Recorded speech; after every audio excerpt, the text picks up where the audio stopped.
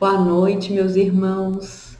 Que possamos todos estar juntos e reunidos neste momento, presentes aqui, não só assistindo, mas também de espírito presente, fazendo as nossas reflexões, fazendo as nossas ponderações, aproveitando este momento e o tema da noite para refletirmos sobre nós e também sobre as nossas companhias. E antes de nós iniciarmos, vamos recorrer a uma mensagem que surgiu de uma leitura prévia à preparação para este momento do livro Todo Dia. É a mensagem de número 45 que nos diz o seguinte: se escutares na estrada que essa ou aquela criatura vive errada, abençoa, trabalha e silencia. E uma outra também que nós podemos trazer é: nas amarguras da vida, aceita a prova como é. Dificuldade é a medida que avalia a nossa fé. Interessante que essas duas mensagens, elas nos fazem lembrar da palestra da semana passada e também vão nos levar a entender um pouco mais essas companhias espirituais que muitas vezes nos envolvem, que temos aí por hábito de chamar de obsessores. Mas antes de tudo isso, vamos fazer a nossa prece, rogando a proteção, o amparo e a iluminação necessária para este estudo. Amado Mestre Jesus, neste momento, rogamos a Tua presença e de Teus benfeitores espirituais junto a nós. Que nossos pensamentos e os nossos sentimentos também se elevem, buscando alcançar essas orientações, buscando sentir todo o Teu amor, toda a Tua paz, toda a Tua luz nos envolver, para podermos refletir sobre esse tema, entendendo um pouco mais das nossas relações com o plano espiritual, entendendo todas as bênçãos que vêm em nossa direção, entendendo também as nossas relações com os nossos irmãos que ainda se encontram em sofrimento. E nesta noite, especialmente, pedimos a Ti que cada um desses irmãos que se encontram conduzindo processos de influenciação, de obsessão, que eles possam sentir a Tua luz, que eles possam sentir o Teu amor e se perceberem como merecedores de toda atenção, de todo carinho e também capazes de perceber a possibilidade de sua transformação e da busca da sua felicidade. Ao mesmo tempo, rogamos por todos nós que possamos estar envolvidos nestes processos, que talvez neste momento podemos estar neste papel de vítima dessas influenciações, dessas obsessões, que possamos assumir a nossa responsabilidade, que possamos encontrar o poder, a força de vontade dentro de nós e nos iluminar, auxiliando não só na nossa libertação, mas na libertação destes irmãos que se encontram ligados a nós. Que o amor de Deus, nosso Pai, possa envolver a todos nós e nos sentindo assim abençoados, iluminados e capazes de conquistar a felicidade que tanto desejamos. Esteja conosco, amado Mestre Jesus, no decorrer de toda esta noite. E agora, então, nós já podemos refletir sobre esse tema. Quem és e com quem andas? Um tema que nos leva à reflexão da questão 459 de O Livro dos Espíritos. E quando nós não fazemos um estudo aprofundado da doutrina espírita, quando a gente fica na superficialidade, essa questão pode nos incomodar. Por que ela pode nos incomodar? Quando a gente vai lá e vê a questão, Allan Kardec questiona se os espíritos eles influenciam em nossos pensamentos e em nossos atos. E qual é a resposta então dos espíritos superiores? Que muito mais do que nós imaginamos, que é muito frequente que por vezes eles nos dirijam, possam dirigir então os nossos pensamentos, possam dirigir também os nossos atos. Quando nós ficamos só com essa parte dessa resposta, quando nós não vamos aprofundando, não lemos as questões que vêm na sequência de O Livro dos Espíritos, quando não buscamos o Evangelho como uma referência, o Livro dos Médiuns e também a Revista Espírita, que nos traz ali alguns casos, o que pode acontecer? Nós podemos ficar em caminhos que são caminhos perigosos. Nós podemos entrar em caminhos tortuosos. Um caminho tortuoso que nós podemos entrar, quando a gente reflete apenas sobre o que essa questão nos traz sem aprofundamento, é o caminho do medo, o caminho da preocupação e de nos vermos impotentes. Impotentes frente à influenciação que espíritos podem ter sobre nós. Mas um segundo caminho também perigoso e tortuoso que nós podemos entrar é o caminho da indignação, o caminho da revolta. A gente pode se ver por vezes questionando, mas por que Deus permite essa influenciação? Por que o meu espírito protetor não interrompe esse processo? Onde é que está então o nosso livre-arbítrio? Nós não temos a condição de escolher? Caminho perigoso. Ou ainda um outro caminho, um terceiro caminho perigoso, que é o caminho de colocar a responsabilidade pelos nossos atos, aqueles atos infelizes, aqueles atos distantes da moral cristã, como culpa e responsabilidade de espíritos obsessores. Então nós nos eximimos dessa responsabilidade e colocamos na mão daqueles irmãos que chamamos de obsessores o responsável pelas desgraças, pelos nossos comportamentos inadequados. Qualquer que seja um desses caminhos que a gente possa adotar, meus irmãos, são caminhos difíceis, são caminhos delicados, porque eles nos paralisam. Os dois primeiros caminhos, né, da revolta, da indignação, esse caminho também de tentar responsabilizar um irmão desencarnado pelos nossos insucessos, pelos nossos infortúnios, pelas nossas dificuldades, paralisa porque não nos dá a possibilidade de fazer uma autoavaliação, uma reflexão e de entender quais são as ações necessárias para que a gente possa reverter a situação. E o primeiro caminho paralisa porque nos traz o medo e a gente se acha impotente. E o que nós vamos perceber nessa noite é que quando a gente aprofunda no estudo da doutrina, nós vamos ver que não há impotência em nós. Na verdade, nós temos todo o poder pessoal para impedir ou para reverter uma situação de influenciação ou de obsessão. E muito belo é esse caminho quando nós percebemos que quando fazemos esse esforço, quando atuamos na direção que a doutrina nos ensina, que esse esforço não vai libertar só nós, mas que ele vai também libertar a todos aqueles que se encontram envolvidos nesse processo. E aí agora é hora que a gente comece a refletir quem é que nós estamos convidando para que esteja junto de nós. Com quem é que nós estamos andando quando a gente fala das companhias espirituais dos espíritos desencarnados? Com quem andamos?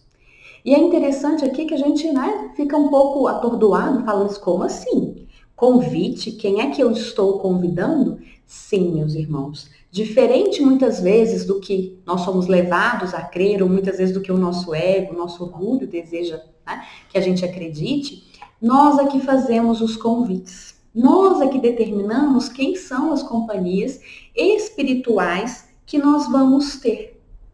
E a partir disso é que nós vamos então averiguar determinados resultados.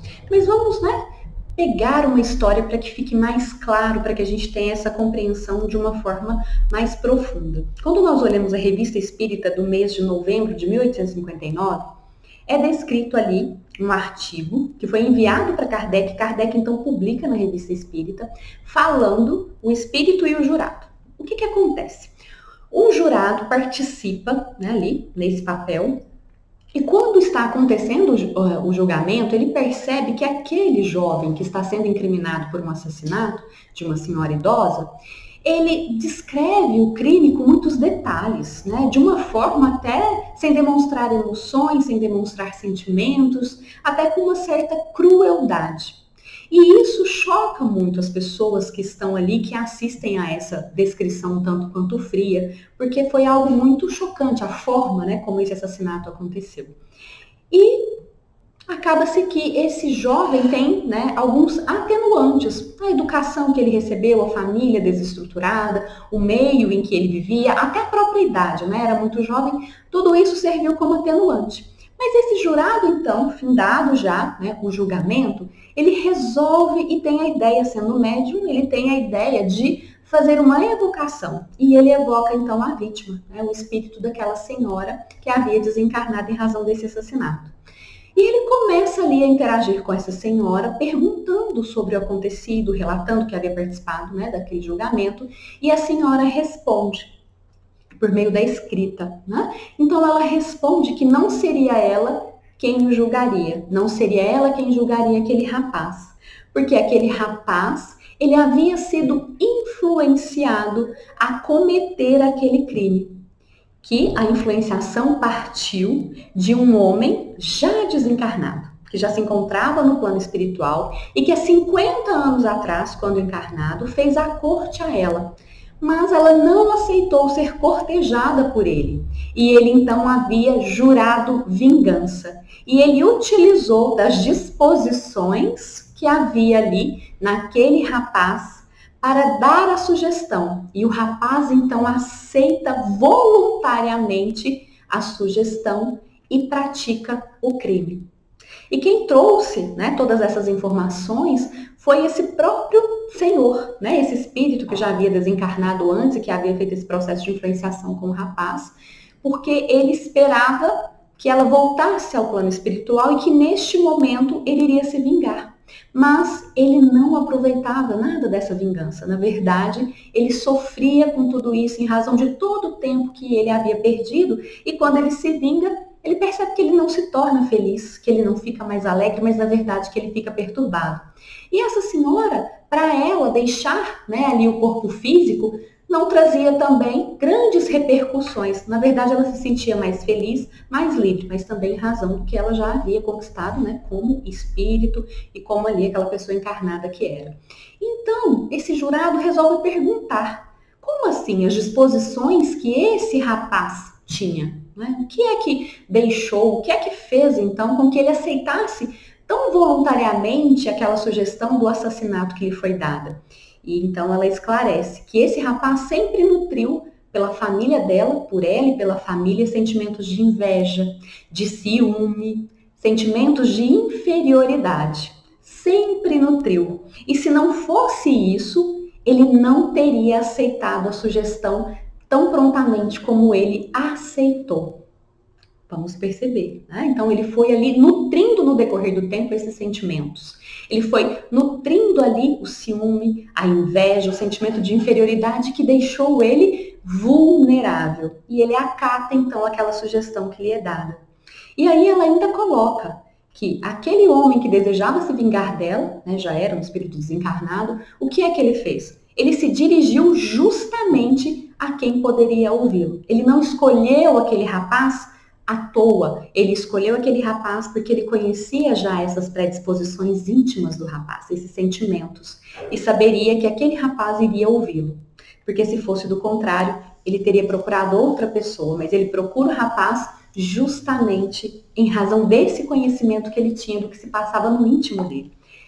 E essa história, ela vai nos trazer o que as questões 465, 467, 468 de O Livro dos Espíritos nos trazem, né? Quais são esses aspectos, né, que nós vamos ter aí explorados, né? Primeiro qual é a intenção desses espíritos que, por vezes, vêm nos induzir ao mal? Eles nos induzem ao mal porque estão em situações de infelicidade, de sofrimento, e eles tentam trazer isso também para os outros. Né? Que é exatamente o que ele nutria, o espírito desencarnado, o desejo de vingança. Ele era infeliz e ele queria fazer com que ela também fosse infeliz, e acaba fazendo com que o jovem se torne infeliz também. O jovem já era, né, nutrindo sentimentos de inveja, de ciúme, ele já era infeliz, mas a partir do momento que ele comete esse crime, interrompendo a existência, né, dessa senhora, há aí essas consequências que ele vai precisar, então, espiar, arrepender e reparar. Então, envolve ali, né, nessa infelicidade.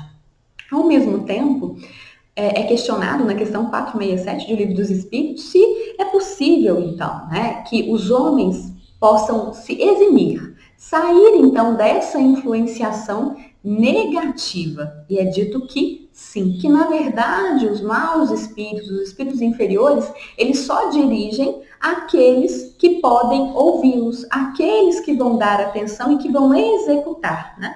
E por fim, é questionado na questão 468 se esses espíritos que tentam induzir ao mal, se eles desistem quando eles percebem que nós estamos ali perseverando na vontade, que nós estamos ali lutando contra esses pensamentos, essas sugestões que nos são dadas.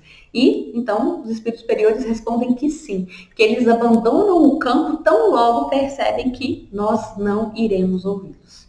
Então, meus irmãos, por esse caso que nós temos na Revista Espírita, por essas 3 questões, né? A gente pode listar todas as que se seguem a 459, mas a gente pode até a 472, que vai ali na sequência.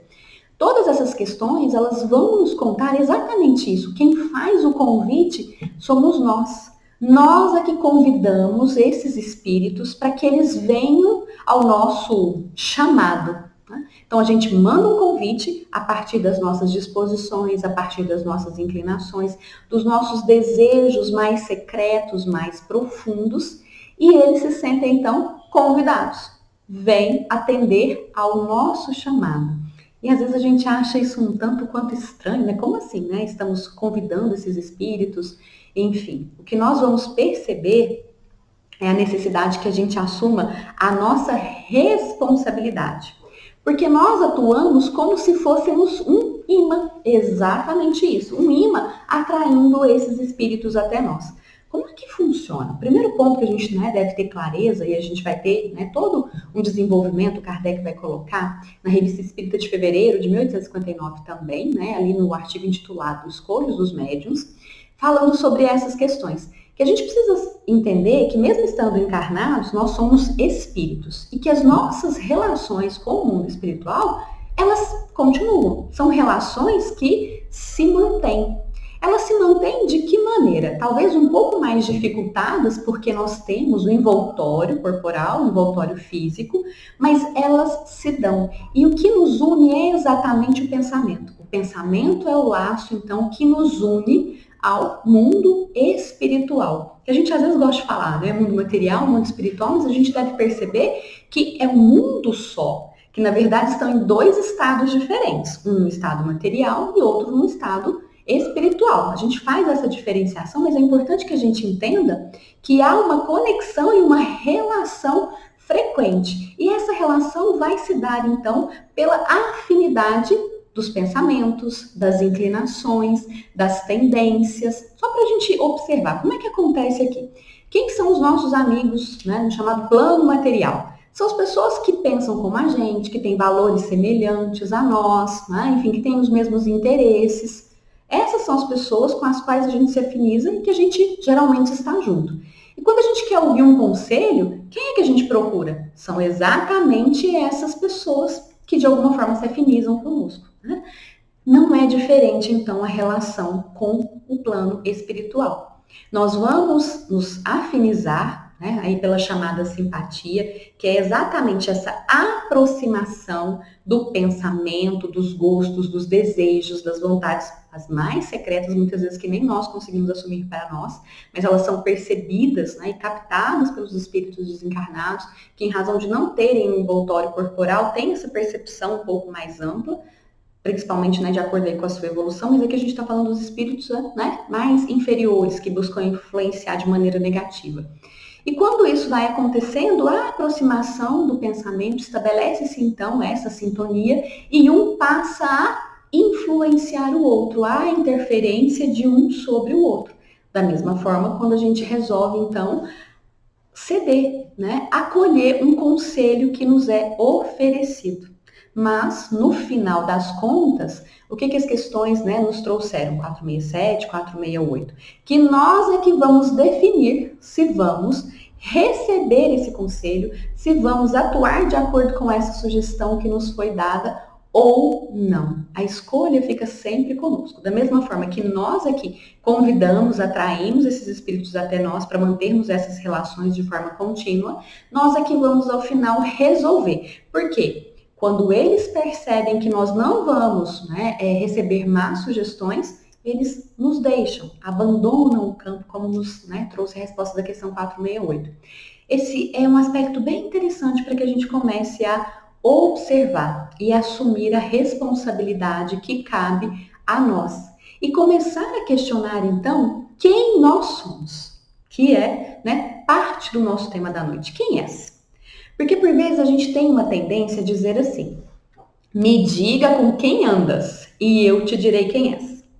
É como se as nossas companhias é que determinassem quem nós somos, né? Então a responsabilidade é do outro, né? Com quem eu estou andando é que me influencia. Mas na verdade nós é que escolhemos as nossas companhias. Então a pergunta é: quem somos nós? Quem és?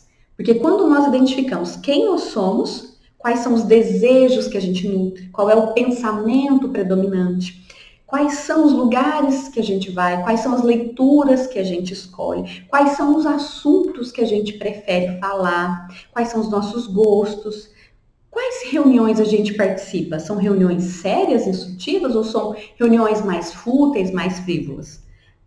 Quando a gente responde essas questões, nós vamos entender quem nós somos. E na sequência a gente já consegue, então, desdobrar para com quem andamos. Quem são as pessoas que nós escolhemos. Mas a escolha sempre parte de nós, de quem nós somos. Seja para os encarnados e também para essas companhias espirituais que nós estamos atraindo, que nós estamos trazendo para junto de nós. Sempre nós é que fazemos todo esse processo. Dessas escolhas, dessa atração, agimos então aí como esses imãs. E aqui o que vai acontecer é que o nosso estilo de vida é que vai determinar muito isso. É interessante que algumas pessoas que trabalham com desenvolvimento humano de uma forma até superficial vai falar: olha, você é o resultado das 5 pessoas com as quais você mais convive. Não. Nós escolhemos e trazemos para junto de nós as pessoas que mais se afinizam com o que nós somos. Porque de nada adianta a gente tentar mudar as companhias se nós não mudarmos o nosso jeito de pensar, aquilo que a gente dedica o nosso tempo, como nós preenchemos o nosso tempo, quais são os comentários que nós fazemos acerca da vida, acerca das outras pessoas. Se isso não modificar, nada adianta mudar as companhias, porque o processo é o inverso. Primeiro nós somos, depois nós atraímos, Fazemos esta questão de puxar para junto de nós essas pessoas que vão se afinizar, que vão se aproximar por meio do pensamento, e aí sim começa esse processo de interferência, de influenciação, que pode chegar até a tão famosa e conhecida obsessão. Então, o que é a obsessão? A gente vai ter essa resposta no Evangelho segundo o Espiritismo, Se a gente for lá no capítulo 28, nós vamos ter então que a obsessão é uma influenciação que ela passa a ser persistente. Então, é a ação persistente de um espírito mau sobre um indivíduo. Por que Kardec coloca tão claramente que é um espírito mau? Porque os bons espíritos, eles vêm, nos trazem as intuições. Eles buscam nos influenciar, mas eles respeitam o nosso livre-arbítrio. Eles não interferem. Da mesma forma, não tem como um espírito mau interferir no nosso livre-arbítrio. Não, a escolha final é sempre nossa. Mas o que acontece com o espírito mau inferior?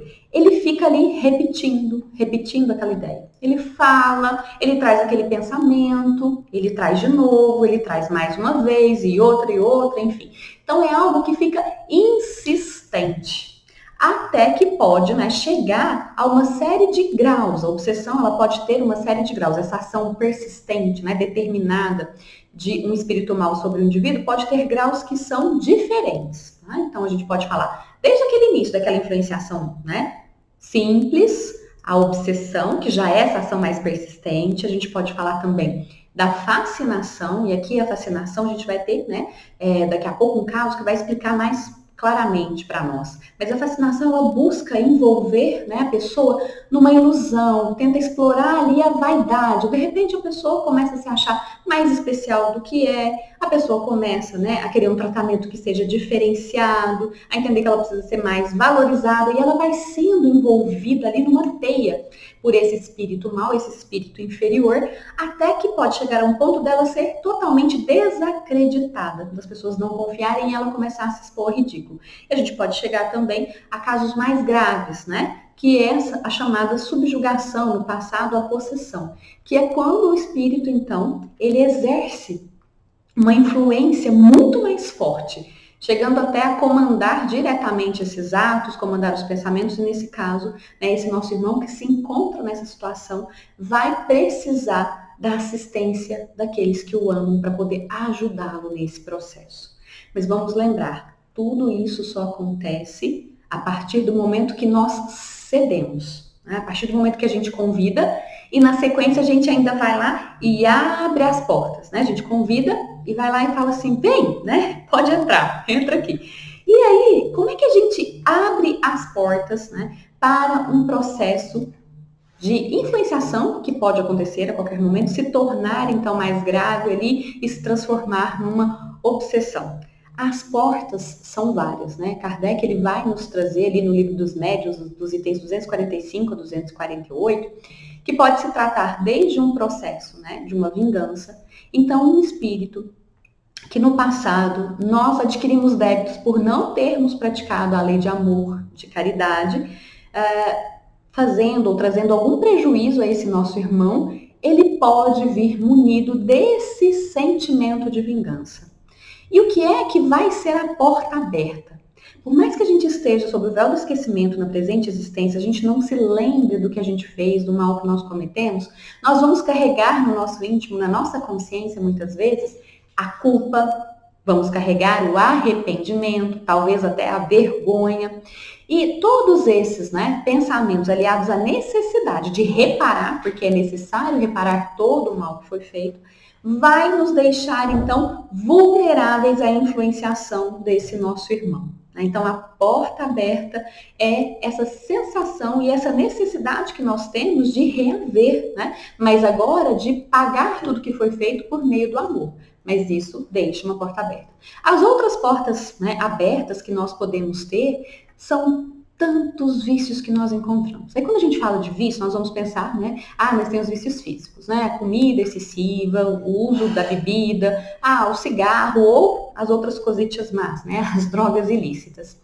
E a gente fala, mas por que isso se torna uma porta aberta para influenciação e para obsessão?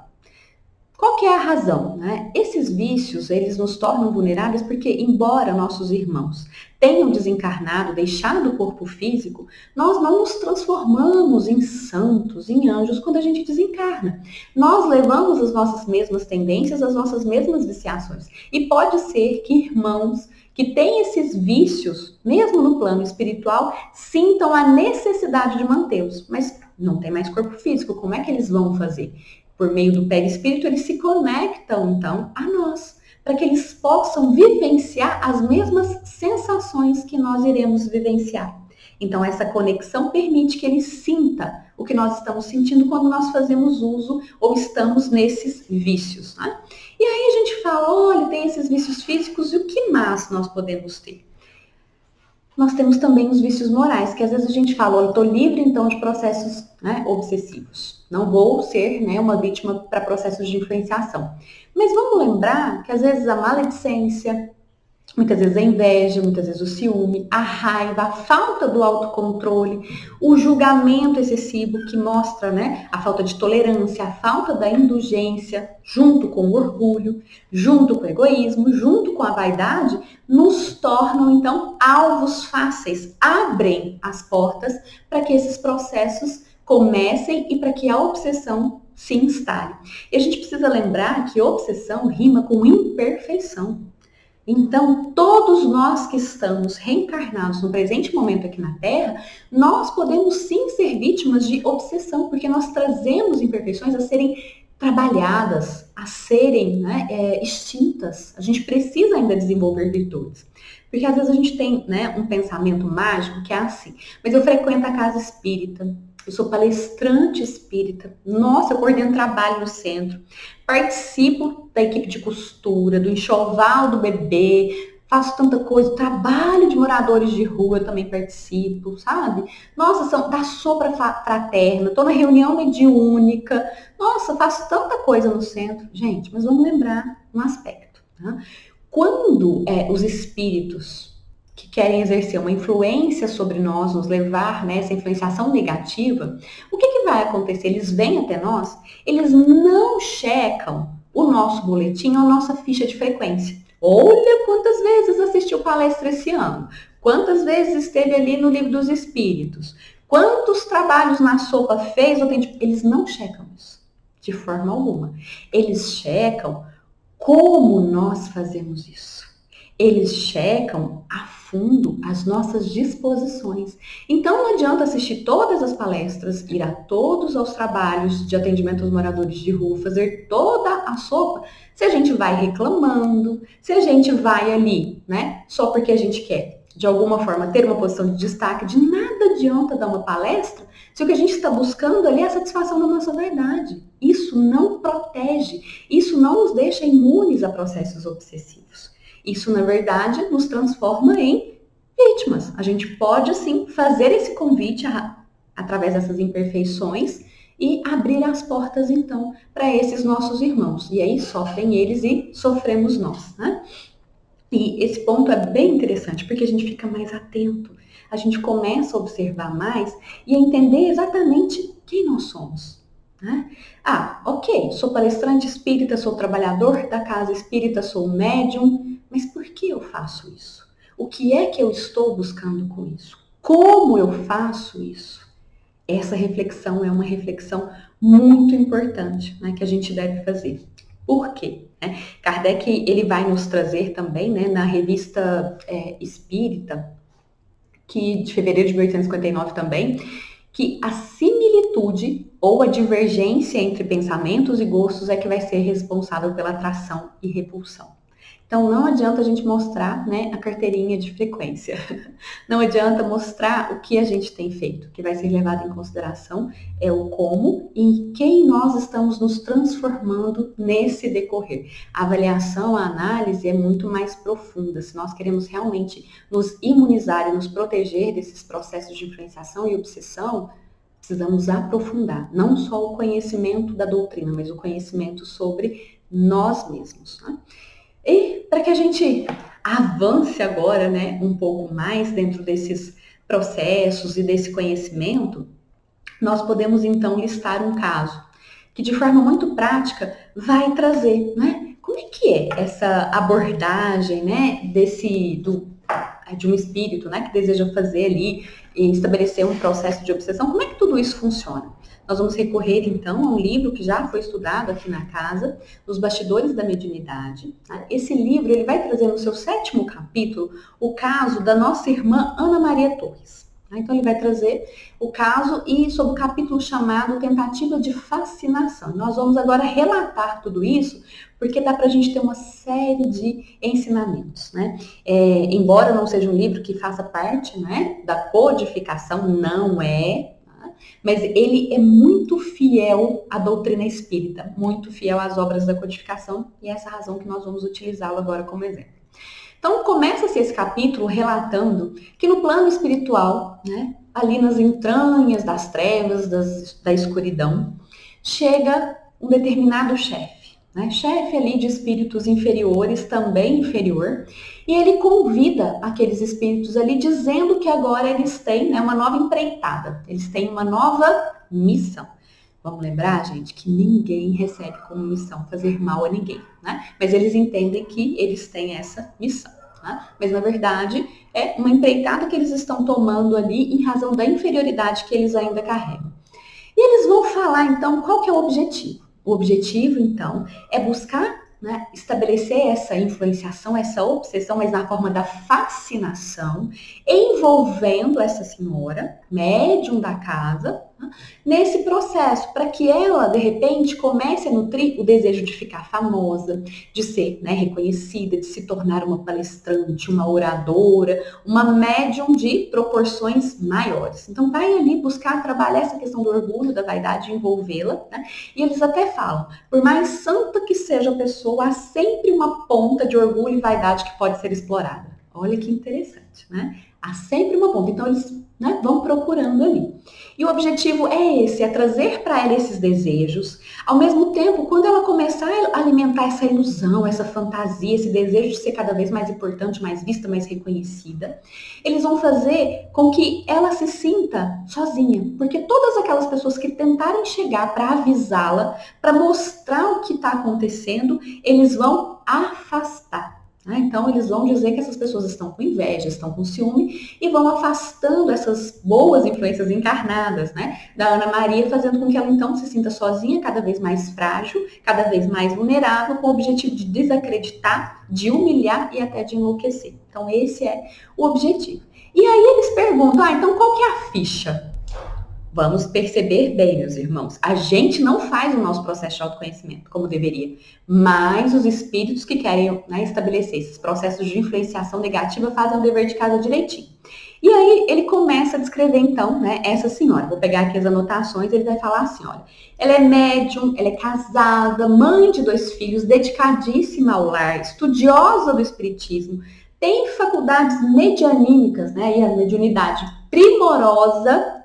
E ela tem uma educação admirável das potencialidades psíquicas. Enfim, a gente fala, nossa, mas é uma rocha, né? E eles até falam, todas as nossas tentativas anteriores não deram certo, ela parece uma rocha. E aí eles vão falar que ela tem, né, um coração piedoso, que ela tem na alma o desejo verdadeiro de servir, que ela leva o ideal com firmeza e, né, que agora eles têm que dar conta. Então, eles vão lançar a mão do artifício, né, mais poderoso que eles têm, que é justamente essa fascinação, esse envolvimento. E aí eles perguntam, não, né, aqueles ali que seriam os assistentes nesse processo de obsessão, de fascinação, questionam, né? E o que mais que você pode dizer? Olha, na enfermidade ela foi paciente. Nos conflitos no lar, ela foi a pacificadora. Quando ela ficou desempregada, ela não desanimou. Nós perturbamos os filhos e o marido, mas o evangelho no lar impediu a nossa entrada e a continuidade desse processo, né, de influenciação. E aí as pessoas falaram, não, mas agora, né, vai dar certo. Aqueles espíritos ali todos, né, envoltos nas infelicidades, nas suas dificuldades, acreditando que não era possível mudar, eles ficam todos ali, né, inflados, falam, não, eu tenho uma arma, minha arma vai ser o milindre, o outro já levanta e fala, não, a minha arma vai ser o desânimo, e eles traçam ali linhas gerais. E a gente fala, nossa, mas, né, por que isso vai acontecer? Nossa, será que ela vai estar sozinha, uma trabalhadora com tantas características positivas, né? Com esse empenho, esse coração piedoso, esse desejo de servir? Como é que tudo isso vai se dar? E a gente vai então na sequência do capítulo. O que acontece então naquela noite? Naquela noite, quando ela termina as suas orações aqui, né, no plano físico, agradecendo, vai então, né, ter aí o descanso do corpo físico durante o sono, esse desprendimento parcial. Ela já se encontra no plano espiritual trabalhando. Então, ela está ali no plano espiritual, continuando esse serviço, né, de amor ao próximo, quando o seu protetor se aproxima dela e a avisa, começa a conversar com ela e começa a dizer que vinham ali tempos difíceis, que ela passaria por uma prova, mas que essa prova era permitida pela providência divina porque ela tinha débitos com esses perseguidores.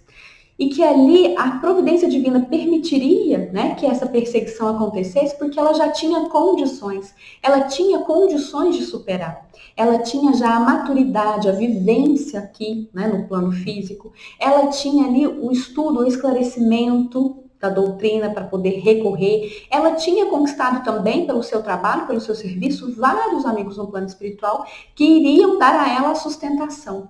E que essa seria para ela, ao mesmo tempo, né, uma prova, porque não modificando, né, mas mostrando para esses adversários que ela já não era mais a mesma pessoa do passado, ela teria a possibilidade de se libertar, mas também de libertá-los. Ela teria a possibilidade de também modificá-los. Então, que ela ficasse firme, que ela se mantivesse confiante, que eles estariam ali para apoiá-la, que seria então a batalha da humildade contra a vaidade, que eles bradariam, os espíritos inferiores, imperfeitos, que bradariam que era, né, ali a hora das trevas, mas que na verdade era a hora da reconciliação, era a hora da libertação. E conta para ela, você não vai lembrar dessa nossa conversa quando retornar ao corpo físico, mas você vai guardar as impressões no seu espírito.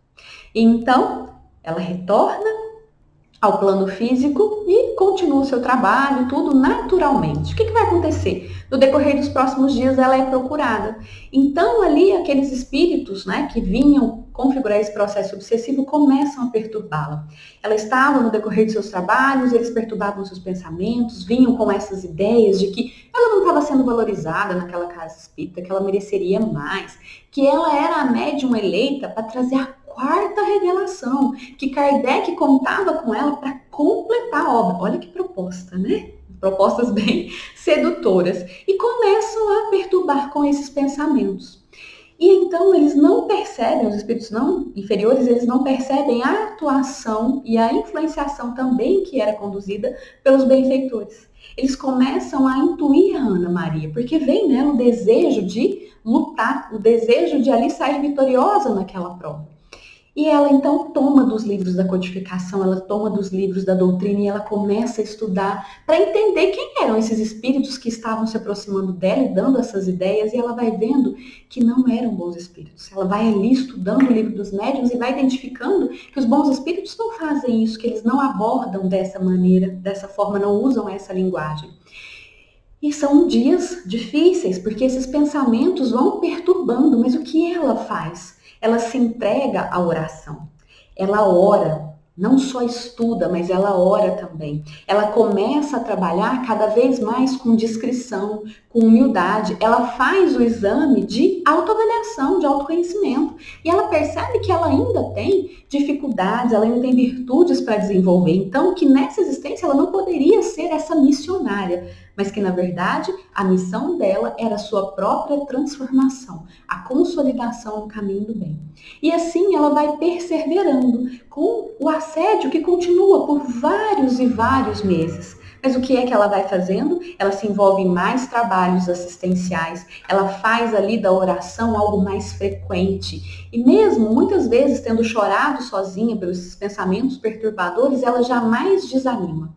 E ela conta sempre com esse auxílio do plano espiritual. E ela faz uma coisa, né, que a gente pode até entender no livro, está descrito assim, que ela se humilha. Se humilha como? Ela pede ajuda aos companheiros de trabalho. Ela pede ajuda aos outros espíritas, né, que frequentam com ela os trabalhos mediúnicos, que frequentam a casa, e diz que ela está necessitada de amparo espiritual. Olha a lição de humildade. E muitas vezes o que a gente vê? A gente vê e fala, não, eu sou espírita, então eu não tenho necessidade de apoio, porque eu já faço trabalhos, né? Na doutrina eu já estudo, não tem necessidade, não. Todos nós temos essa necessidade. E foi exatamente isso, esse reconhecimento de entender quem ela era, que ela pôde perceber as companhias que estavam ali tentando influenciá-la, porque ela já havia modificado muito, mas eles tentavam fazer e ver aquela Ana Maria de existências anteriores. Eles não queriam perceber que ela já havia caminhado, que ela já havia tido esse compromisso no bem. E, infelizes, tentavam trazê-la para a infelicidade que eles ainda estavam. Mas, depois de um tempo, nada disso funcionou. Ana Maria estava vitoriosa porque ela buscou a ajuda no estudo, na transformação, nas preces, no trabalho, na vigilância dos seus pensamentos. E o que aconteceu? Eles então constataram que não haviam conseguido e se questionaram ao final de tudo isso. Mas que forças essa mulher tem? Quais são as forças das quais ela é dotada que nós não, né, tivemos sucesso nessa empreitada? E então, aquele chefe, né, que chegou no início trazendo essa empreitada, vai dizer, é que ela vive os ensinamentos do Cristo. Ela vive, porque ela havia sido alertada no início pelo seu espírito protetor que não seria o muito falar, mas seria o muito fazer, o muito viver os ensinamentos de Jesus, viver os ensinamentos que a doutrina espírita, né, trazia. E ela aplicou isso. E foi essa constatação, então, que esse irmão que comandava aquele processo teve. Então, quando o benfeitor chega até esses irmãos no plano espiritual que estavam ali constatando o insucesso da sua ação, ele ouve lindas palavras desse benfeitor, ele ouve então o convite do benfeitor e ele aceita. Ele fala então que a sua alma já estava atormentada há muito tempo e que na verdade ele estava acreditando agora que inconscientemente ele desejava por esse momento de redenção há muito. Que ele via então a força daquela mulher e que isso o havia despertado o desejo. E ele questiona então, né, se o Cristo poderia perdoá-lo. Ele é esclarecido que sim, que ele teria a oportunidade de conquistar novos valores, que ele teria essa oportunidade, então, de se transformar. E ele recebe um lindo abraço, porque ele se rende ali. Ele cansa da dor, ele cansa do sofrimento. Nem todos que estavam ali com ele, né, estão preparados, nem todos se libertam, mas ele sim já vinha se preparando para isso. E o exemplo da nossa irmã foi fundamental. E ele então aceita receber e é envolto em luzes e tomado num abraço filial por esse espírito protetor.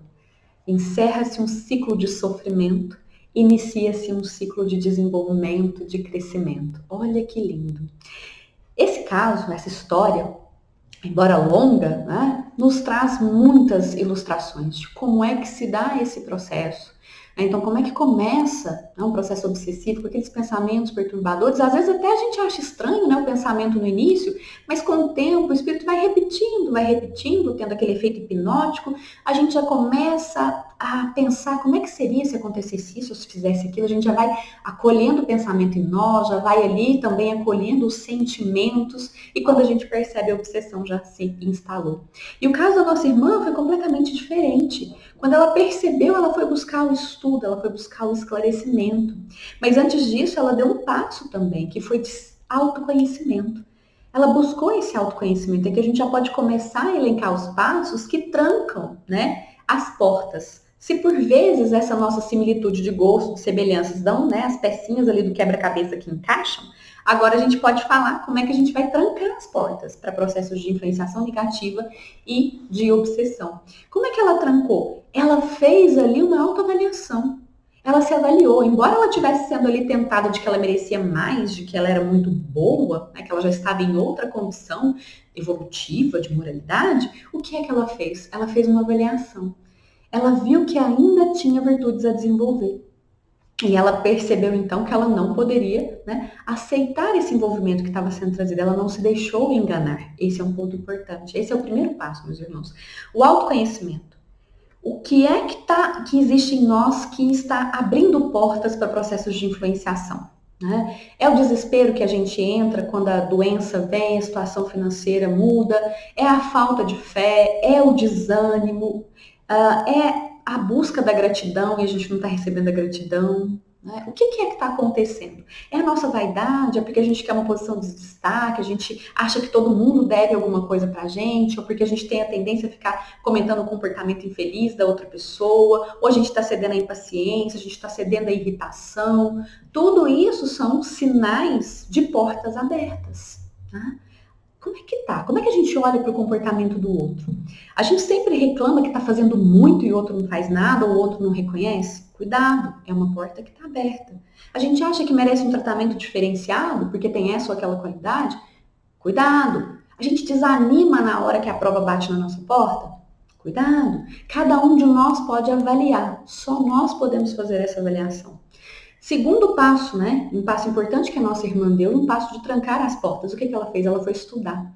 Ela foi estudar a doutrina. Ela foi buscar conhecimento. Terceiro passo que a nossa irmã deu. Ela foi, então, aplicar esse conhecimento. A evangelioterapia, fazia evangelho no lar, ela orava e ela aplicava. Porque o que ela foi fazer quando a situação ficou difícil? Além de vigiar e orar, seguindo o ensinamento de Jesus, ela intensificou o trabalho assistencial que ela fazia. Ela foi praticar o bem, que é efetivamente o que pode fechar as portas, trancar as portas a processos obsessivos. Porque de nada adianta se nós, fizermos essa avaliação dos nossos pensamentos, ficarmos vigilantes com relação aos pensamentos. Nada adianta se a gente não fizer o mal, porque a questão 642 do Livro dos Espíritos nos diz claramente que para agradar a Deus e assegurar a nossa condição futura, não basta que a gente não pratique o mal. É necessário que a gente faça todo o bem possível, todo o bem que está ao nosso alcance. Porque se a gente deixa de fazer o bem, o mal que advém da ausência do bem é de nossa responsabilidade também. E a nossa irmã, ela se lança então a fazer o bem cada vez de forma mais discreta. Ela se apaga para o mundo, mas ela acende. Ela se acende então para a espiritualidade e reforça todo esse apoio que ela tem.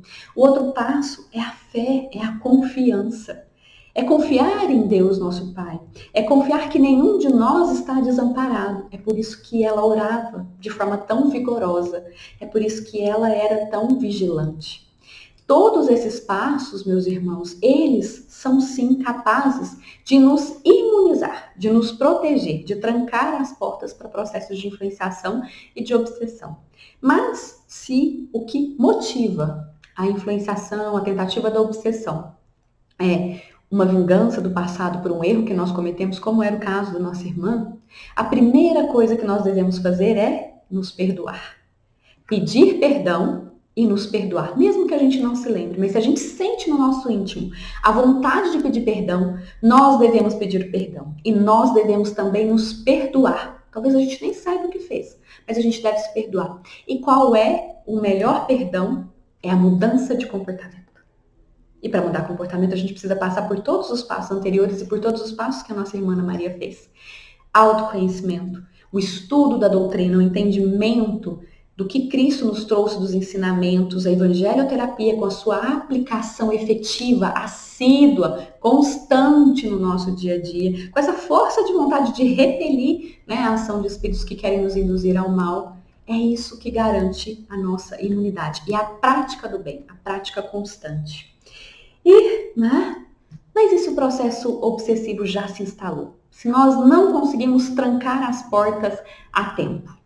Nós podemos contar com todos esses passos e podemos ainda reforçar solicitando o atendimento fraterno, a fluidoterapia, a água fluidificada, o passe e também o tratamento espiritual que a casa disponibiliza. Nós temos todo esse aparato para que a gente possa contar, para que a gente possa fazer uso, fora toda a proteção que nós temos. Mas não há um caminho que seja diferente do caminho da vigilância e da oração que Jesus nos ensinou.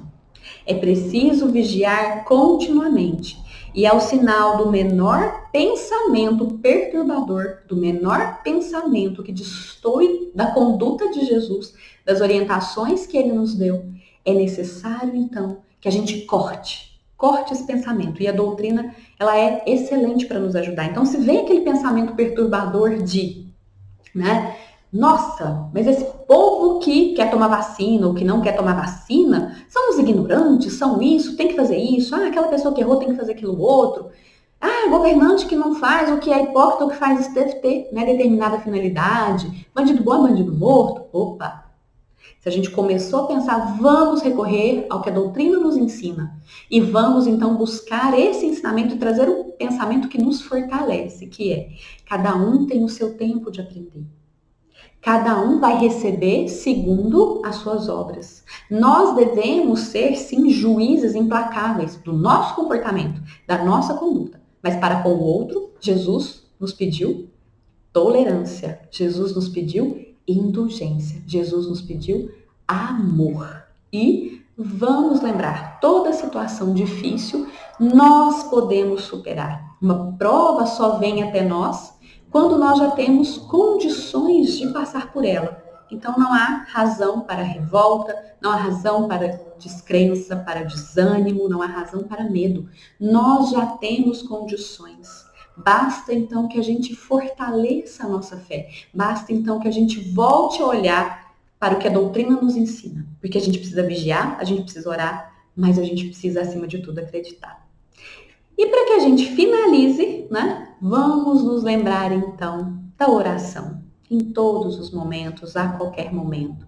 Se nós estamos num dia difícil, se nós estamos numa situação complicada, basta que a gente lembre que Deus está a uma oração de distância.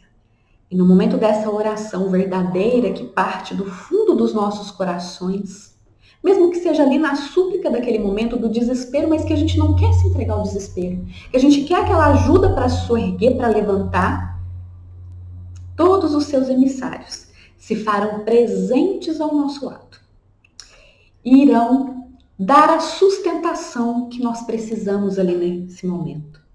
E com essa sustentação, com o nosso fortalecimento, nós continuaremos a nossa caminhada, seguiremos firmes no caminho que Jesus nos ensinou. Vamos acreditar, vamos transformar a nossa fé nessa fé robusta, porque ajuda, apoio e amparo nós temos a todo momento. E não são poucas as provas e as situações que já aconteceu com cada um de nós, que nos mostra que nós podemos sim contar com as boas intuições, com as boas influenciações, que a gente sempre as busque, que a gente sempre também faça cessar aquelas intuições, influenciações que tentam nos tirar do caminho do bem. E vamos então finalizar agradecendo a espiritualidade por todo o apoio, por todo o amparo e renovando o nosso compromisso de seguir os ensinamentos de Jesus. Amado Mestre Jesus, neste momento viemos agradecer. Agradecer por todas as bênçãos, por todas as luzes, agradecer por todos os momentos difíceis que nós já enfrentamos e que estivestes ao nosso lado, que enviastes os teus emissários, que nos carregaram nos braços, que nos fizeram sentir amados, acolhidos e nos ajudaram a restabelecer a nossa força para continuarmos. Que nós possamos em todos os momentos lembrar que Deus, nosso Pai, é amor, é bondade, é misericórdia, que Ele jamais desampara qualquer um de nós, que todas as situações que vêm até nós têm um propósito muito sublime, um propósito muito nobre, e que possamos então assumir esse compromisso de aproveitá-las da melhor maneira possível, sempre percebendo tudo quanto nos envolve. E rogamos que essas águas que foram colocadas possam ser fluidificadas, levando o bálsamo necessário, a cura do corpo, a cura do espírito, trazendo mais fé, mais esperança, mais alegria, ao mesmo tempo mais compreensão, misericórdia, compaixão, tolerância, indulgência para nós, para as nossas relações, sejam elas no plano espiritual, no plano material, que nós possamos então nos unir nessas vibrações de paz, de amor que envolve a todos nós. Amado Mestre Jesus, obrigada por estar conosco, que possamos também estar contigo. E que assim seja.